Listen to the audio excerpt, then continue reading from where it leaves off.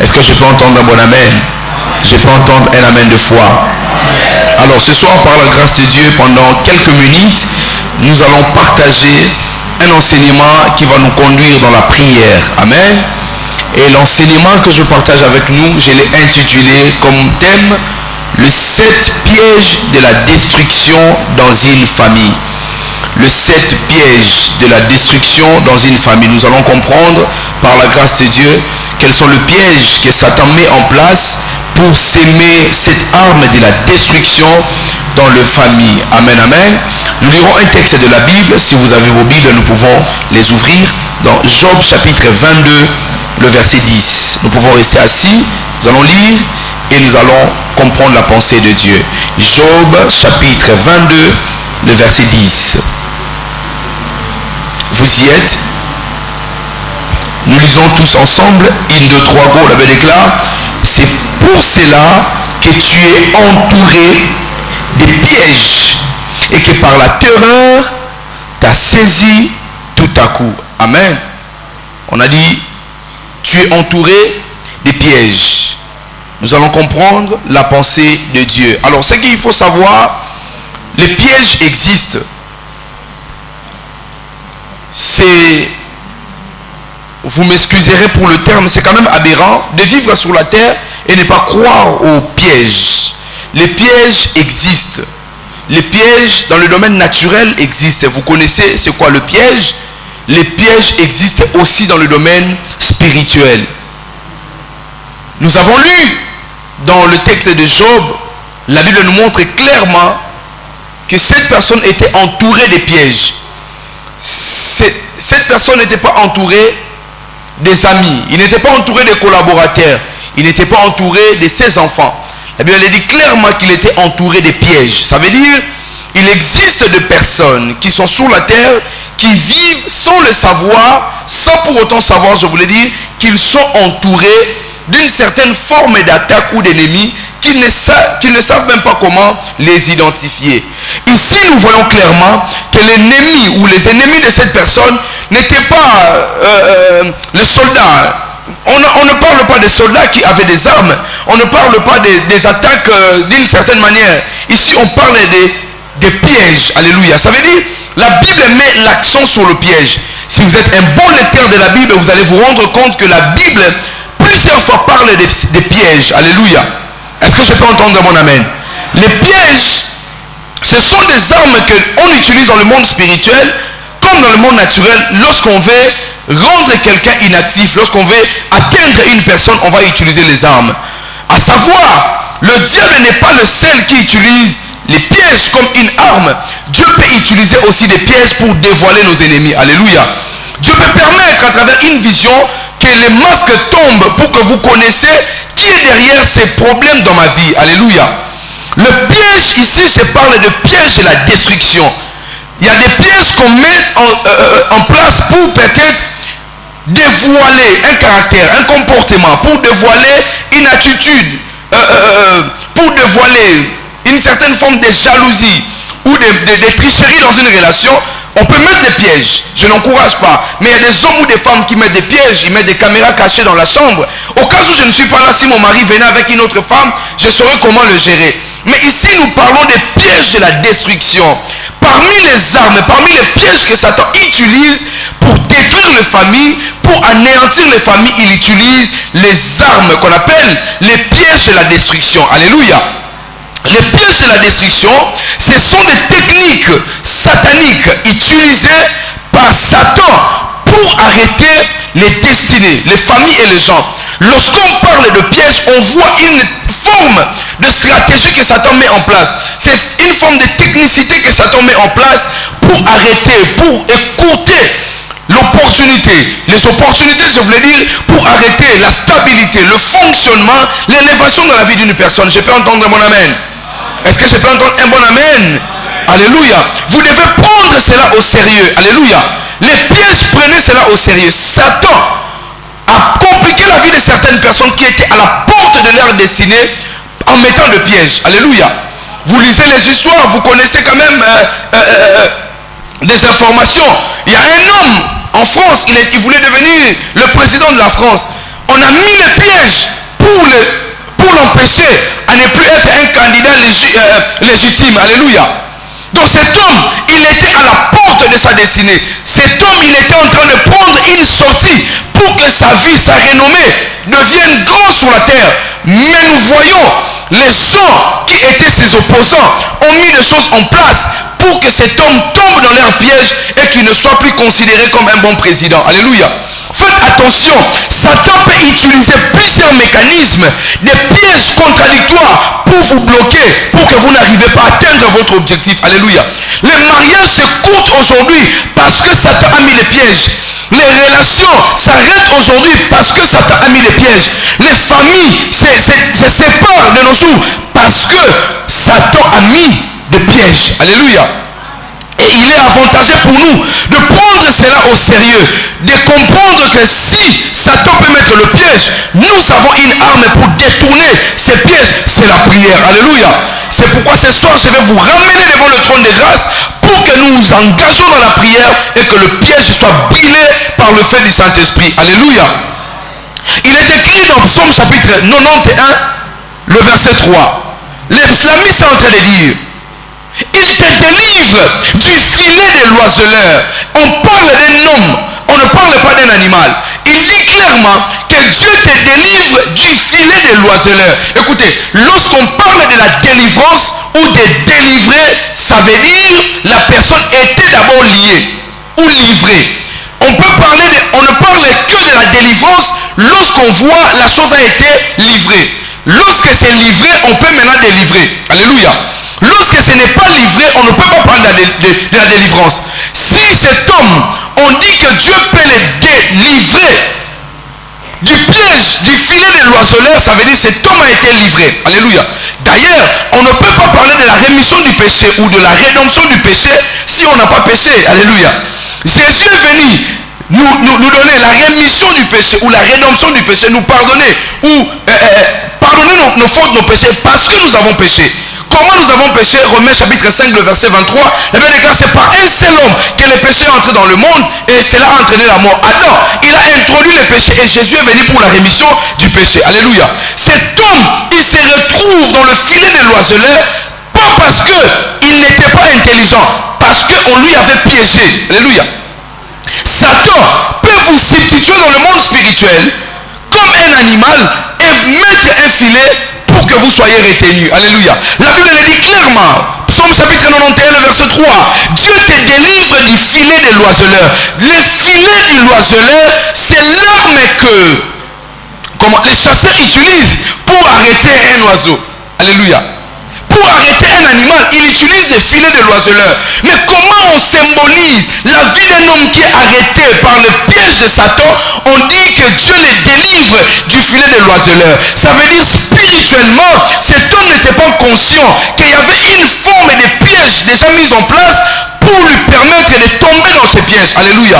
C'est pourquoi chaque matin, lorsque vous vous réveillez, levez-vous et commencez à proclamer, déclarer à Dieu, déclarer devant le trône de grâce tout ce qui s'est fait la nuit, que je sois au courant ou pas. Je ne suis ni victime, je ne serai ni auteur. Vous refusez cela catégoriquement parce que chaque nuit pendant que nous dormons, il y a un mouvement spirituel qui se passe du côté de Dieu ainsi que du côté de Satan. Satan, connaissant le calendrier des bénédictions de la vie des enfants de Dieu, il va se permettre de vous attaquer la nuit, vous fatiguer chaque nuit afin que les matins vous ne soyez pas en forme. J'ai vu des gens qui se réveillaient les matins en disant: j'ai des douleurs dans tout mon corps, je ne sais pas ce qui s'est passé.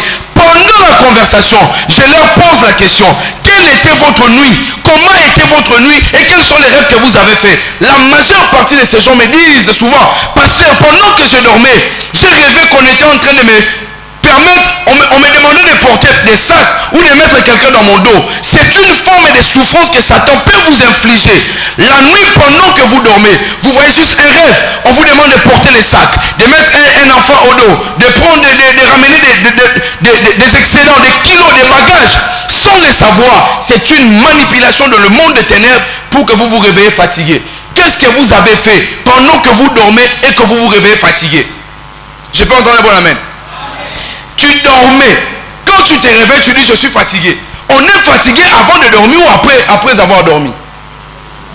Pardon? avant de dormir. Alléluia. Mais comment vous êtes fatigué lorsque vous vous réveillez? Ça veut dire qu'il y a eu un mécanisme dans le monde spirituel qui s'est passé auquel vous n'êtes pas au courant. Alléluia. Et aujourd'hui, nous allons les démasquer. Eh bien, déclare, Dieu te délivre du filet de l'oiseleur. Alléluia.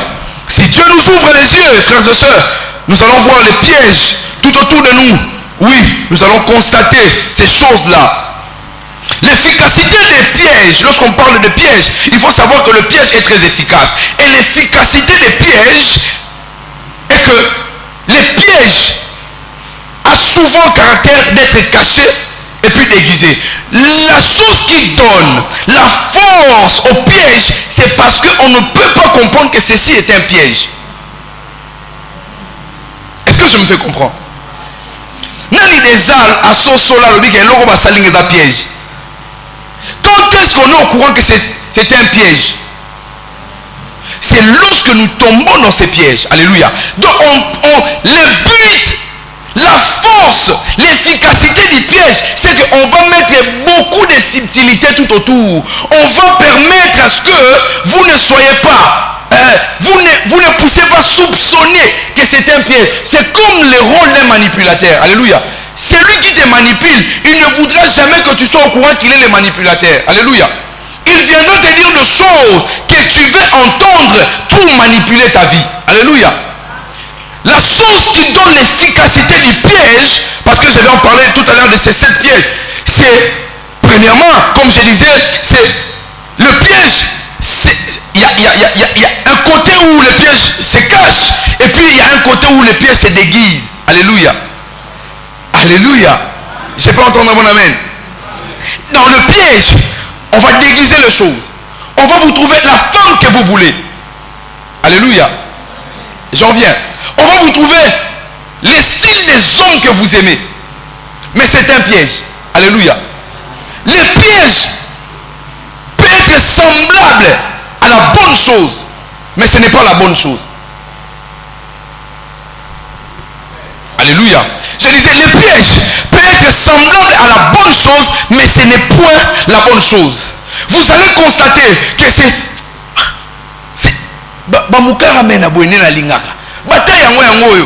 les formes et les hommes que je préfère, les activités que je souhaiterais faire dans l'avenir, c'est ça. Je peux investir, mais c'est une manière où on est en train de vous piéger. Alléluia. Alléluia. Mais nous allons comprendre les différentes pièges qui apportent la destruction dans une famille, et nous allons prier.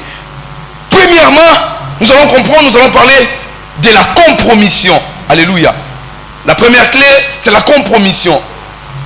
Parmi les voies auxquelles Satan utilise pour s'aimer la destruction par le voie, les biais de piège, il utilise la compromission. Alléluia.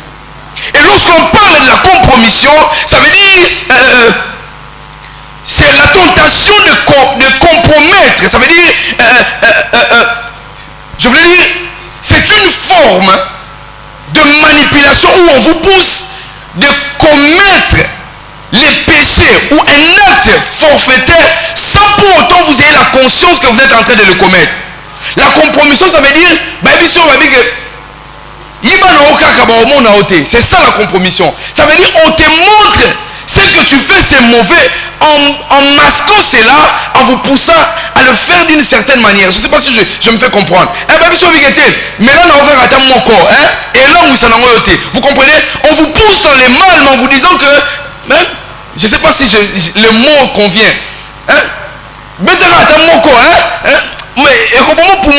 En fait, la stratégie, c'est que ça là est en haut, un bon maillot, mais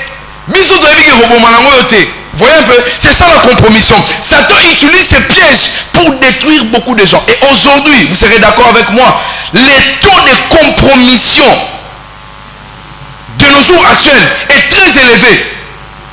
Partout, sur les réseaux sociaux, quelqu'un peut tomber sur n'importe quelle page. Le pasteur Chilo me parlait de la femme d'un de ses amis. Il m'a dit, elle a appelé le pasteur Chilo en lui disant, pasteur, j'étais en train de lire la Bible et j'avais laissé ma connexion ouverte avec le téléphone Android.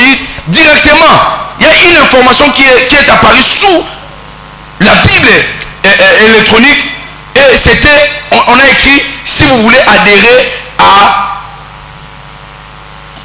déficience. Et on a mentionné 6, 6, 6. Ça veut dire, on est en train de vous pousser à faire le choix mauvais. Ça veut dire, on sait, de toi-même, tu ne peux pas aller entrer sur le site et taper le nom de telle chose et commencer à regarder. On va te les présenter. Alléluia. En te disant, talaga une fois, talaga malamoko, salamoga deux fois, apotiginayo. C'est ça la compromission. Et Satan, il fait tomber beaucoup de chrétiens dans ces pièges. Alléluia. Alléluia. Je peux entendre un bon amen. Oui, je disais, la tentation de commettre le péché est très élevée. Oui, ça j'aimerais le dire aux chefs de famille. Si vous êtes chef d'une famille, écoutez s'il vous plaît, prenez la décision d'avoir aucune pitié pour les péchés. Je disais, si vous êtes responsable, prenez la décision d'avoir aucune forme de pitié pour les péchés. C'est par un seul homme que le péché est entré dans le monde. Si votre père, lui seul, il commet un péché, il introduit, il engage tous les enfants. Que vous soyez au courant ou pas. Alléluia. Puisque la Bible déclare, Dieu punit l'iniquité des pères sur ses enfants. Alléluia. Et comment le père peut pécher? Par la compromission. Alléluia. Il va compromettre. Il va se mettre dans un gouvernement. Bon, tout ça, de toutes les façons, on peut couper déjà. C'est que lui ne sait pas. Il y a eu le sang qui a coulé pour que cet argent soit argent. Pour que ces minéraux deviennent minéraux. Les gens sont morts. Les gens sont partis en guerre. Les soldats se sont tués. Et lui va dire, mais ce que vous ne savez pas, peut-être pas dans 10 ans, peut-être pas dans 5 ans, dans le jour qui vont venir, les répercussions vont descendre. Alléluia. C'est Dieu qui l'a dit. Eh bien, déclare dans le livre de Lamentation, nos pères ont péché, ils ne sont plus. C'est nous qui payons le poids de leurs péchés. Alléluia. Mon père, il a péché. Ma mère, elle a péché. Elle n'existe plus. Elle n'est plus là. Mais moi, ce qui paye la facture. Alléluia. Dit, tel ne sera pas mon cas au nom de Jésus. Dit, ça ne sera pas mon cas au nom de Jésus.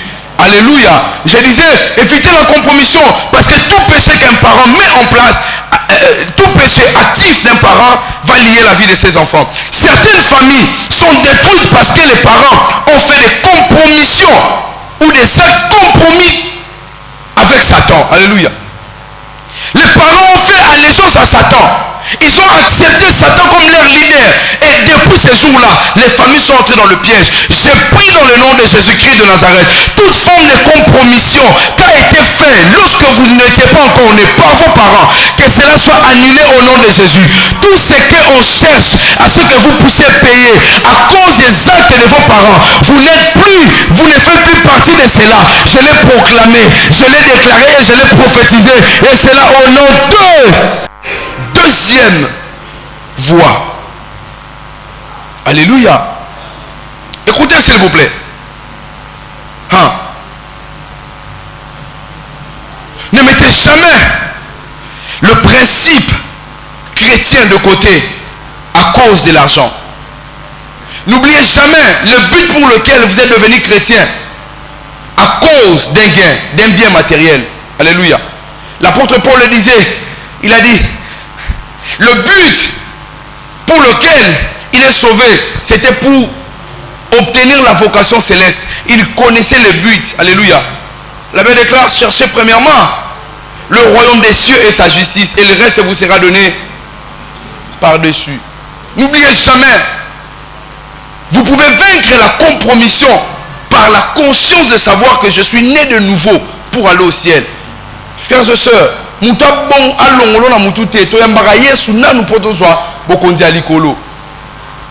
jours ont commis même les jours où Jésus revient bientôt au Silica.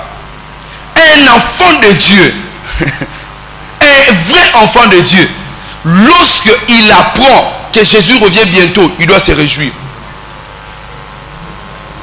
Alléluia. Parce que, même l'apôtre Paul le disait, il avait le désir de s'en aller. Il voulait aller auprès du Père. Mais il a dit, les responsabilités qu'il avait ne lui permettaient pas de partir. Mais si vous n'avez pas de responsabilités et qu'on vous annonçait Jésus revenait bientôt, il faut vous réjouir. Moi, je suis Silika. Je suis papa au Silika.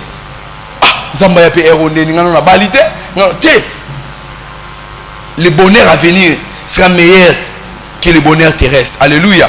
Je peux entendre amen. Je disais, ne mettez jamais le principe chrétien de côté à cause d'un gain. Alléluia. Saoul, il s'est compromis avec les Amalécites. Dieu avait dit, tuez tous les Amalécites. Mais lui, il a compromis. Il n'a pas obéi à ce que Dieu lui avait dit. Et vous avez vu les répercussions après. Vous avez vu comment les Amalécites, lorsqu'ils ont grandi, ils sont devenus ennemis des Juifs. Alléluia. Deuxième de choses que Satan utilise comme deuxième piège de la destruction dans une famille, c'est la richesse. Alléluia. 1 Timothée chapitre 6, le verset 9. Quelqu'un peut m'aider? 1 Timothée chapitre 6, le verset 9. Quelqu'un peut le trouver rapidement? 1 Timothée pour gagner le temps. Vous pouvez m'aider rapidement s'il vous plaît? 1 Timothée chapitre 6, le verset 9. Si quelqu'un l'a trouvé, peut nous aider avec la lecture. Vous n'avez pas vos Bibles? Vous l'avez trouvé? Quelqu'un peut nous aider avec la lecture? 1 Timothée chapitre 6, le verset 9, je lis pour nous. La Bible déclare: mais ceux qui veulent s'enrichir tombent dans la tentation, dans le piège et dans beaucoup de désirs insensés et pernicieux qui plongent les hommes dans la ruine et dans la perdition. Alléluia. On a dit clairement que ceux qui en veulent, ceux qui veulent s'enrichir, ceux qui veulent déborder avec la richesse, ils tombent dans le piège. Alléluia. Ici, je ne dis pas que la richesse est mauvaise. Non. La Bible ne dit pas que la richesse est mauvaise. Dieu n'a pas dit que les biens matériels est mauvais. Non, non, non. Ici, je n'ai pas dit ça. J'ai dit ceux qui en veulent le trop, ceux qui ne savent pas la place de Dieu et la place occupe l'argent. Ces gens-là entrent, tombent dans le piège de Satan et ils détruisent leur famille. Alléluia. Alléluia. Certaines personnes s'efforcent d'accumuler des richesses au détriment de leur relation avec Dieu.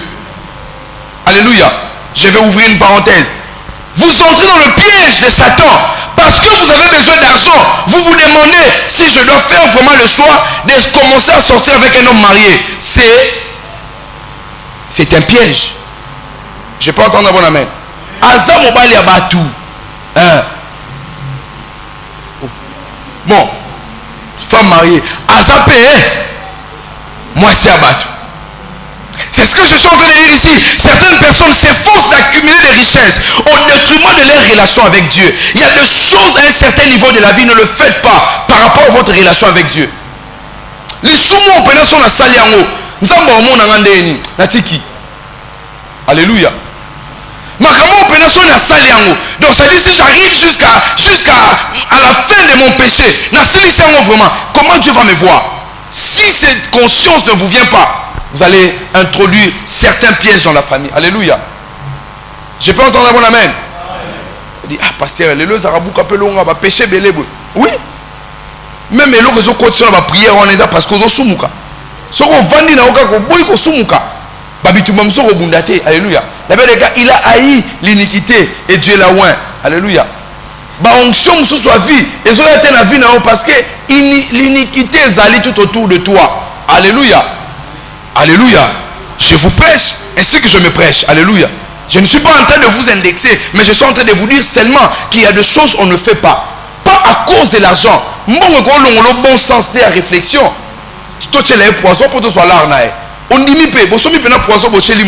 Mais ça c'est un piège. Satan t'a eu. Alléluia. Je peux entendre un bon amen. Même quand on tonga Satan t'a eu. Et ça forme un piège. Dès que je n'ai pas énuméré cela. Mais je vous dis déjà, le fait d'aller colporter sur quelqu'un d'autre, est-ce que tu l'aides? Alléluia. Il faut faire très attention parce que Satan va vous attendre là. Dieu n'est pas opposé à vos richesses. Non plus à ce que nous ayons l'argent. Mais Dieu veut que nous ayons l'argent et que nous sachions comment nous allons posséder cet argent. Si vous avez votre argent de manière légale, gloire à Dieu. Mais si vous avez votre argent de manière illicite, par le vol, par l'idée de faire du mal à quelqu'un d'autre, vous entrez dans le piège de l'ennemi et vous allez détruire votre famille. Alléluia. Alléluia. Je peux entendre un bon amen? Je vais aller rapidement. Troisième point. Peut-être je vais vous donner 5 ou 6. Après on va prier. Troisième point. Troisième élément que Satan utilise comme piège afin d'introduire la destruction dans nos familles, c'est la peur. Alléluia. Quelqu'un peut nous trouver Proverbes chapitre 29, le verset 25. Quelqu'un qui a une Bible électronique peut nous aider pour que nous partons rapidement. Proverbes chapitre 29, le verset 25. Alléluia. Quelqu'un peut nous aider? Quelqu'un l'a trouvé? Proverbe chapitre 29, le verset 25.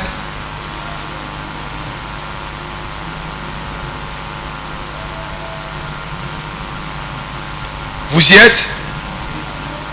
Quelqu'un peut m'aider avec la lecture? Avec votre version? Oui, vous pouvez lire? Oui, oui. 29, 25. La crainte des hommes, pardon, tend un piège, oui. Mais celui qui se confie à l'Éternel est protégé. Merci beaucoup. La crainte des hommes est quoi? La peur est un piège. Lorsque Satan veut détruire une vie, une famille, il commence d'abord par s'aimer la peur. Alléluia. Goliath n'a pas gagné tous les enfants d'Israël en les tuant. Non, c'est parce qu'il a sémé la terreur. La peur que Goliath a envoyé. Les enfants d'Israël ont dit mais lorsque David est arrivé, il n'a pas eu peur. Il a affronté Goliath. Si vous n'avez pas peur, vous allez affronter les combats de votre vie et vous sortirez victorieux. Alléluia. C'est à cause de la peur que vous tournez en bourrique. C'est parce que vous avez peur. N'ayez pas peur. Alléluia. Dieu ne nous a pas donné un esprit de peur. Dieu n'a pas créé des chrétiens pour qu'ils soient des peureux. Alléluia. C'est pas ma chère, je m'abstiens de dire certaines choses. Nous sommes en direct, on est en train de nous suivre de partout. Mais certaines choses vont aussi s'arrêter lorsque nous allons accepter de nous battre. Vous avez compris de quoi je suis en train de parler? Nous ne sommes pas seulement des chrétiens qui connaissent la prière. Alléluia. Il faut que nous soyons aussi des chrétiens qui sont prêts à prier mais qui sont des boxeurs. Dites-moi, Martin Bakole, pas que c'est chrétien. L'anniversaire, on va mettre ma coffre en parlant en langue. On doit ceinture moroté. Évitez la peur. Satan, il ne te tue pas d'abord. Il t'envoie la peur de la mort. Et c'est comme ça que tu commences à mourir à petit feu. Il y a une personne, le Seigneur m'a mis à cœur de vous dire, ça va se faire. Ça va se faire. C'était un monsieur, un homme que je vois dans mon esprit. Ça va se faire. N'ayez pas peur. Ça va se faire. Ça va se faire. Alléluia. Oui, ça va se faire, croyez-moi. La peur est une grande porte ouverte si Satan veut t'atteindre. La peur est toujours opposée de la foi. Oui, lorsqu'on parle de la peur, on oppose cela avec la foi. Même Jésus a dit ça à comment il s'appelle dans Marc chapitre 5. Comment il s'appelle le papa de Jairus, je crois. Oui. Non, Jairus, c'est lui. Sa fille qui était décédée. Jésus l'a dit, ne crains pas, crois seulement. Jésus a dit à Jairus de ne pas craindre. Parce que lorsqu'on voit la crainte, on ne peut plus voir la foi. Mais lorsqu'on voit la foi, on ne voit plus la crainte. Alléluia. Parce que la foi est une capacité de surmonter la crainte. C'est la crainte qui étouffe la foi. Alléluia. Faites attention avec la peur. Satan commence par là. Il va s'aimer ces termes de crainte, de peur, pour que vous ne puissiez pas vous engager dans la prière. Alléluia. Quatrième élément, avant-dernier. Quatrième piège que Satan utilise pour s'aimer, mettre la destruction dans une famille, ce sont les mauvaises compagnies. Alléluia. Les mauvaises compagnies, quelqu'un peut nous aider? Psaume chapitre 106, le verset 35 ou le verset 36. Psaume chapitre 106. Quelqu'un peut m'aider rapidement, s'il vous plaît? Quelqu'un peut m'aider? Psaume chapitre 106. Alléluia. Nous allons prier tout à l'heure. Psaume chapitre 106.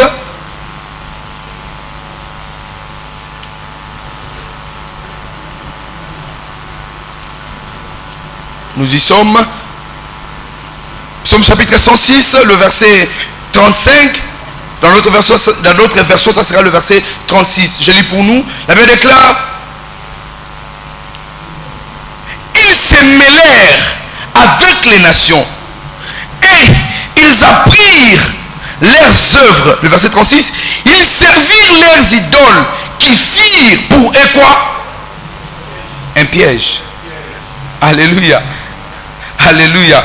C'est dans la Bible cet enseignement. Ce n'est pas un enseignement fondé, mais la Bible qui le dit. Et bien déclare, les peuples de Dieu, ils ont accepté d'aller devenir amis avec un autre peuple. Ils ont appris leur comportement. Ils se sont mélangés. Et la Bible déclare, ils sont devenus des idoles comme eux. Et cela fut pour eux un piège. Attention aux mauvaises compagnies. La Bible dit clairement, ne vous y trompez point. Les mauvaises compagnies corrompent les bonnes mœurs. La Bible commence en disant, ne vous y trompez point. La Bible dit, bon, qu'on s'est trompé, lingal. Bon, qu'on s'até. Baninga ya mabe, babebi sakabato malamu. Ce qu'on dit, Zoara moi, 2 mois. Ako mon fanda bakota ba terrain à football yakin on va appeler que non les mauvais non on va sur les mauvais amis les mauvais terrains et corrompre. Attention aux mauvaises compagnies. Le peuple de Dieu avait un avenir. Ces peuples connaissaient l'éternel Dieu, l'unique, le véritable Jésus-Christ de Nazareth. Ils connaissaient le seul Dieu. Mais ce jour-là, à cause de la compromission, tout sangana, tout comme eloko moko, pour la école, pour la enini, pour la ecclésia, qu'on devienne une personne. Ce jour-là, c'était le début de malheur. Cela fut un piège pour eux. Ils en ont battu la vie, tout le monde en a cas. Tout sangana te. Alors, quand même, bien. Oui. On est un peu bon frère en église, mais tout le monde en a cas. Namayangani, mais tout sangana te. Tout sangana te. Et ça, Jésus a choisi. La Bible déclare au livre de Luc, chapitre 3. Jésus a pris le 12. Il leur a dit, allez-y. Mais ils étaient au nombre de 120. Il y avait 70, mais il y avait 12 boya. Et dans Luc, chapitre 10, il dit, voici, je vous donne le pouvoir. Après ces 12 pouvoirs, après vos propations pour toute l'église. Mais il a donné d'abord aux 12. Jésus a fait le choix de ne pas tomber sous le piège des mauvais amis. Et pourquoi toi tu tombes dans ces pièges-là? C'est comme ça que le problème a commencé dans une famille. Alléluia. Je parlais avec une dame au Gabon qui m'a dit, elle a une amie. À chaque fois, sa copine arrive chez elle, les enfants pleurent, les choses se cassent à la maison. Au pire des cas même, si c'est le soir, il y aura coupure d'électricité. Quand elle m'a dit ça, j'ai dit, maman, c'est la mauvaise compagnie que tu as. Cela est devenu un piège pour toi. Regarde maintenant aujourd'hui ta vie. Combien de fois, quand tu marchais seul, tu avais l'opportunité d'être apprécié par les gens. Mais depuis que tu as cet ami-là, tu as comme l'impression qu'elle est en train d'utiliser quelque chose qui t'appartient. Parce que des amis sont naturellement amis, mais spirituellement ne sont pas forcément des amis. Alléluia. Alléluia. Judas la journée était ami de Jésus. Mais la nuit, il a baisé. Alléluia. Attention, tout baiser n'est pas baiser de bénédiction. Il y a des baisers de trahison. Alléluia. Jésus le savait. Il le savait. Il a dit à Judas, mon ami, c'est que tu es venu faire. Fais-le. Mais est-ce que nous connaissons les Judas de nos vies? Mais ce sont des gens qui mangent avec nous. Ce sont des gens qui dorment avec nous. Alléluia. Beaucoup de gens ont commis un statut. Bon, ça est normal. Aucun n'a statut. De plus en plus, il a comme approche. Alléluia. Il y a des choses. Vivre en privé, c'est vivre mieux. Alléluia. Alléluia. Les fréquentations sont des indicateurs de votre lendemain. Les choses qui indiquent la position de votre avenir sont les personnes que vous fréquentez. Vous êtes la moitié des personnes que vous fréquentez. La personne que je suis, 50% de ce que je suis, de la personne que je suis, c'est les personnes que je fréquente. 50% c'est moi et 50% ce sont les informations des personnes que je fréquente. Ce ne sont pas forcément passer sur l'eau, ça peut être aussi les films que je regarde, les livres que je lis, les informations que je suis sur les réseaux. Alléluia. Ça peut devenir un piège. Oui. De mauvais amis sont des pièges. C'est pourquoi vous n'avez pas de progrès. À cause de mauvaises compagnies. Cinquième de choses, je m'arrête là, on va prier. Quelqu'un va nous aider à lire Juge chapitre 8, chapitre 27. La cinquième de choses, qui est une chose très dangereuse, c'est l'idolâtrie.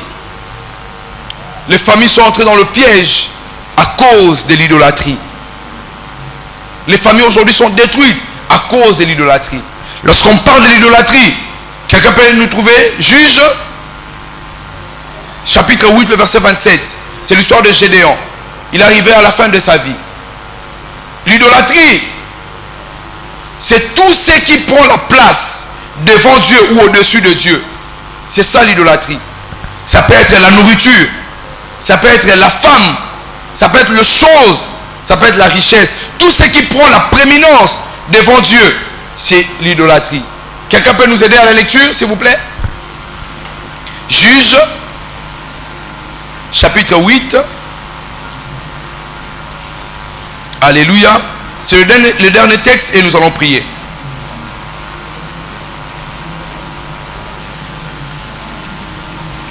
J'ai dit Juge chapitre 8, le verset combien? Combien? 27.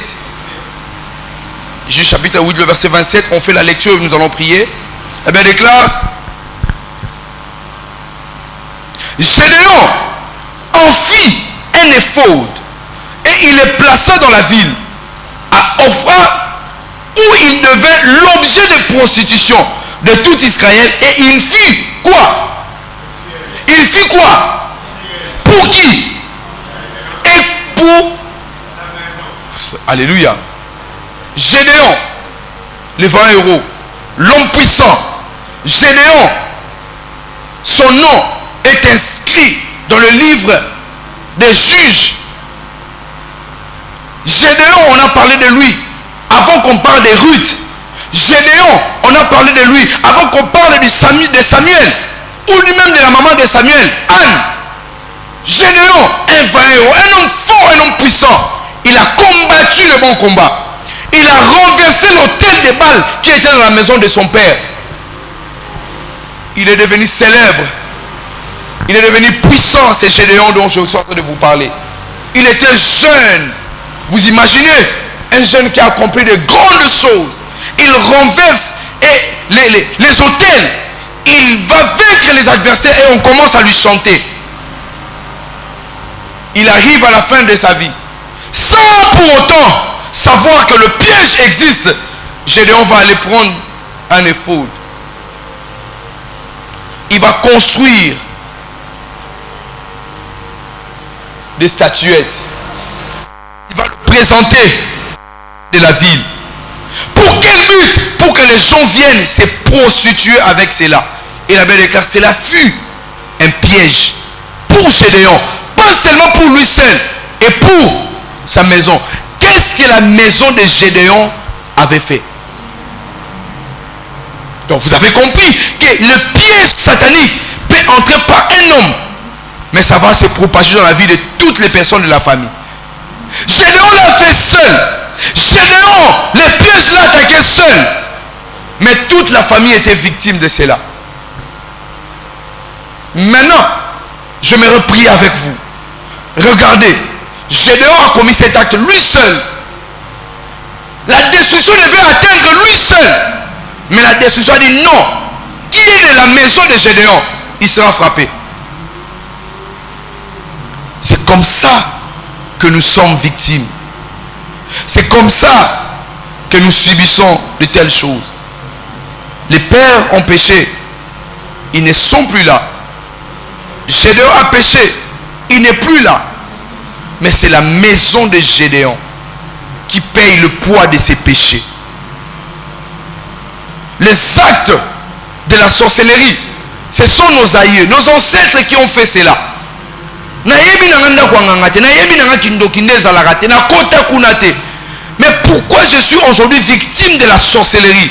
Parce que quelqu'un de la famille a accepté de collaborer avec Satan et cela est devenu un piège. Vous cherchez le problème de votre vie? Restez d'abord calme. Faites une étude, regardez et comparez la vie de vos frères et sœurs.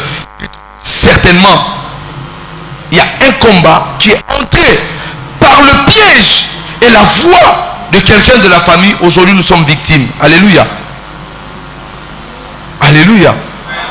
Tu n'étais pas né pour être polygame. Tu n'avais même pas l'intention d'avoir plusieurs femmes. Mais depuis que tes aïeux ont compromis, ont participé à la table de telles choses, aujourd'hui, vous avez les...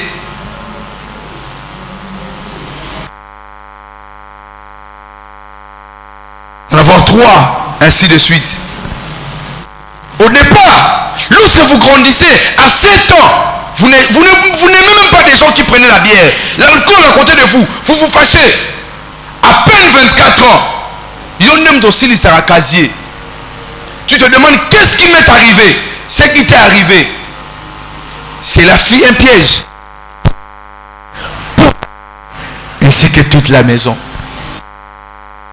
C'est devenu un piège pour toute la maison. Tenons-nous sous nos pieds, nous allons prier. Cela est devenu un piège pour toute la maison. Nous allons prier. Et lorsque Satan réussit à s'aimer ces pièges de destruction dans votre vie, vous allez vivre les blocages. Qu'est-ce qui arrive lorsque Satan il sème les pièges de destruction dans votre vie? Vous allez vivre les blocages. Le premier point de prière, ça va aller dans ce sens. Nous allons prier contre.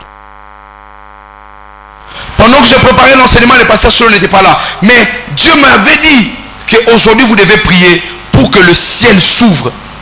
Alléluia. Nous allons prier. Il y a des blocages. Alléluia. L'apôtre Paul a dit, car une grande porte, mais les adversaires sont nombreux. La porte elle est déjà ouverte, mais il faut terrasser les adversaires. Le bon asimana na kombo na Yesu. Bakisa maboko na kombo na Yesu. Il y a pas de dégager. Ba blocage nyonso. Teli boso afinanga.